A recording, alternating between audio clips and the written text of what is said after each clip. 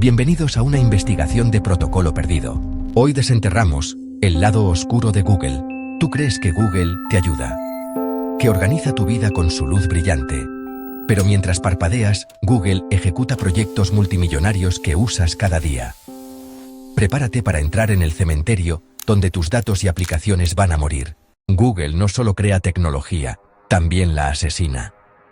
¿Alguna vez has sentido que una aplicación que amabas simplemente se esfumó? En este momento, es muy probable que tengas instalado en tu teléfono el cadáver de un proyecto que Google ya decidió enterrar.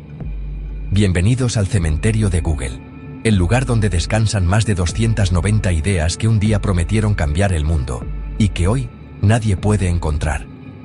Comenzaremos por el principio, los inicios de Google.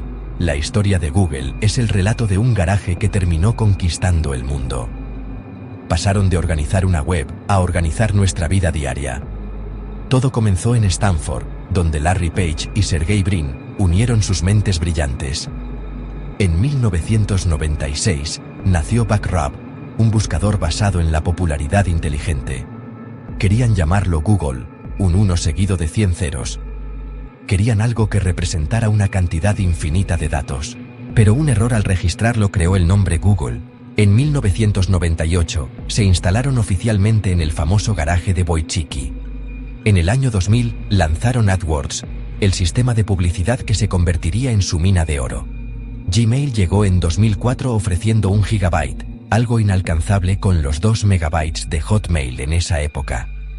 La empresa salió a bolsa con un precio inicial de $85, hoy imposible de imaginar.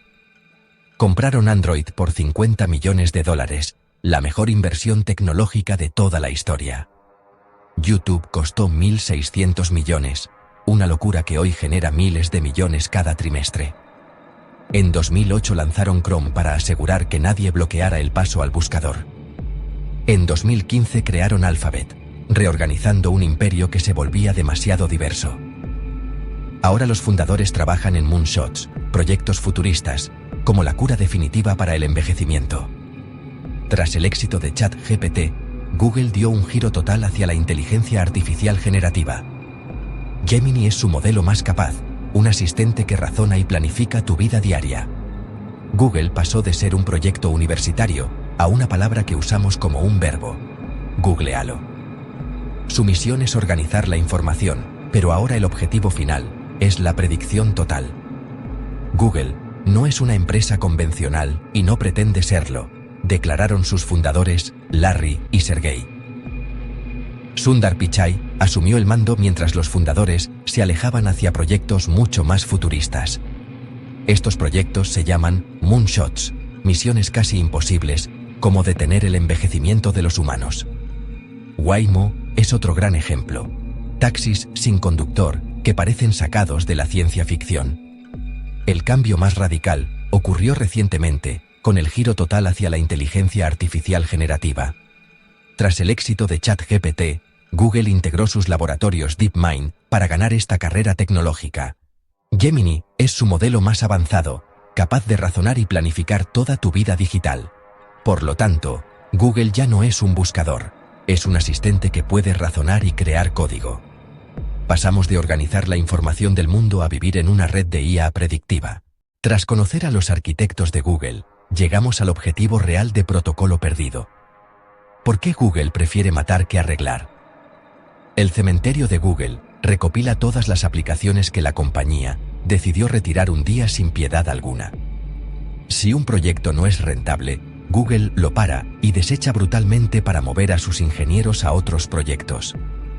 Hasta la fecha, febrero de 2026, el gigante tecnológico ha eliminado más de 290 proyectos de su catálogo.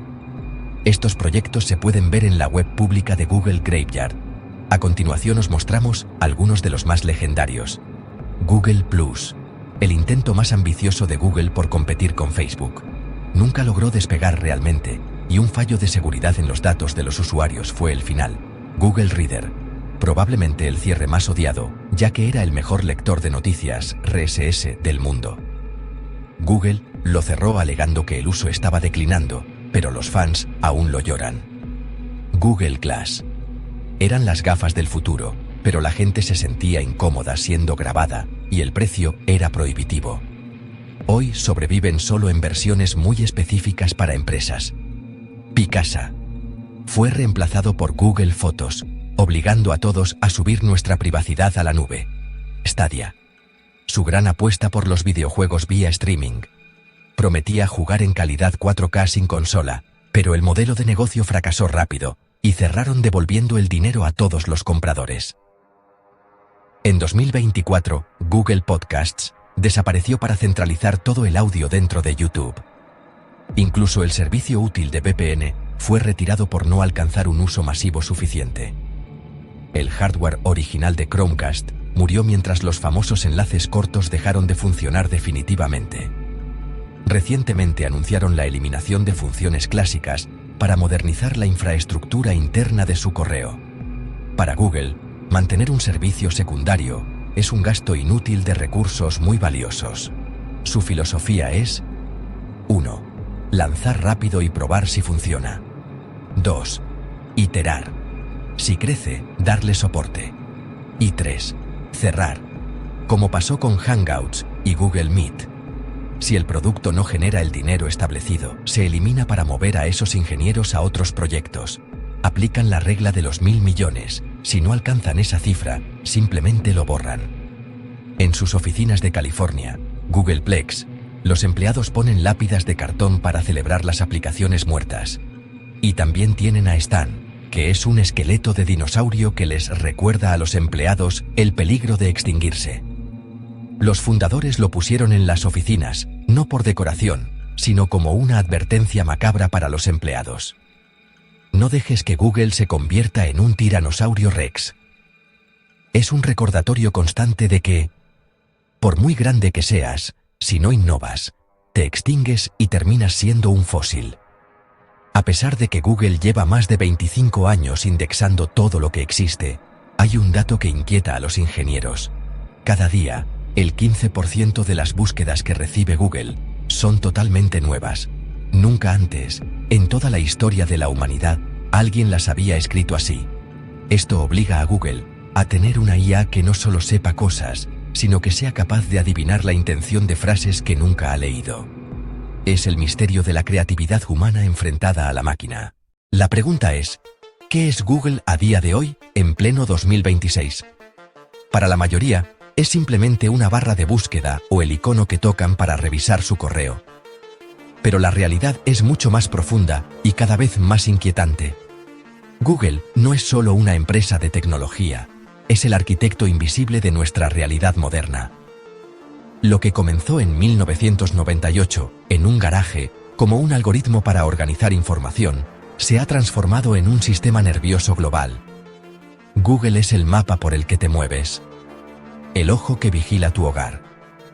Es el cerebro que redacta tus mensajes con inteligencia artificial. Y el cajón que guarda tus recuerdos fotográficos.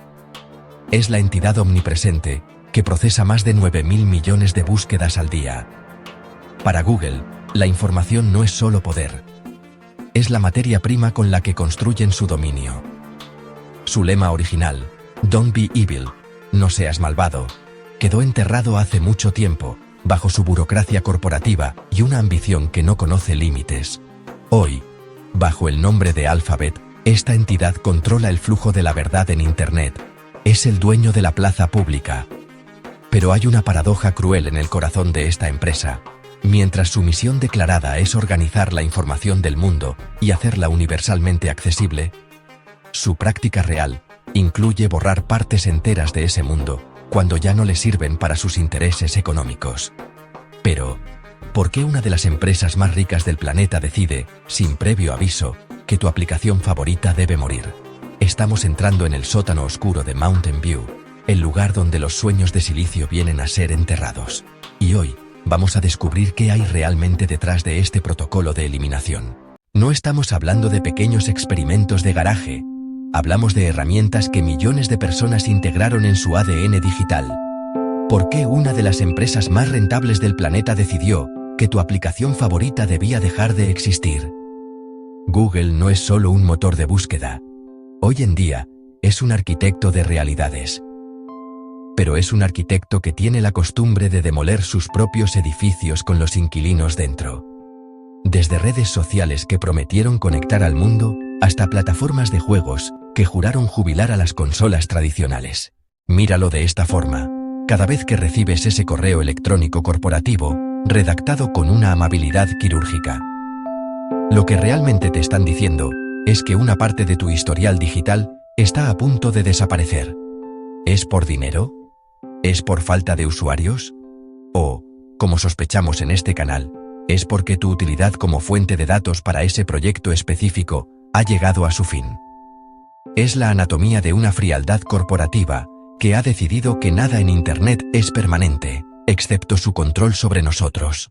Para entender este misterio, debemos entender la mente del artífice.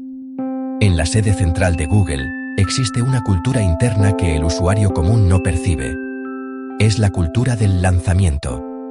En el sistema de ascensos de Google, los ingenieros y gerentes de producto son premiados por crear cosas nuevas y generar titulares, pero casi nadie recibe una medalla por mantener una aplicación vieja, estable y funcional. Esto ha convertido a Google en una fábrica de huérfanos digitales. Esta autopsia nos revela un patrón. Google lanza productos para experimentar con nosotros. Somos sus sujetos de prueba. Una vez que el algoritmo ha aprendido lo suficiente de nuestro comportamiento, el servicio deja de ser una herramienta y se convierte en una carga. El cierre de una app no es un fracaso para Google, es simplemente el fin de una etapa de recolección. Han canibalizado el código, han absorbido el talento y han guardado tus datos en un búnker profundo. Mientras tú lamentas la pérdida de una interfaz que conocías, ellos ya están usando los restos de ese proyecto para alimentar a su próxima inteligencia artificial. Nada se destruye, todo se transforma en vigilancia más eficiente. No te pierdas el próximo capítulo de Protocolo Perdido, el canal que desentierra los misterios de la tecnología. Suscríbete ahora para seguir conociendo la realidad de la era digital.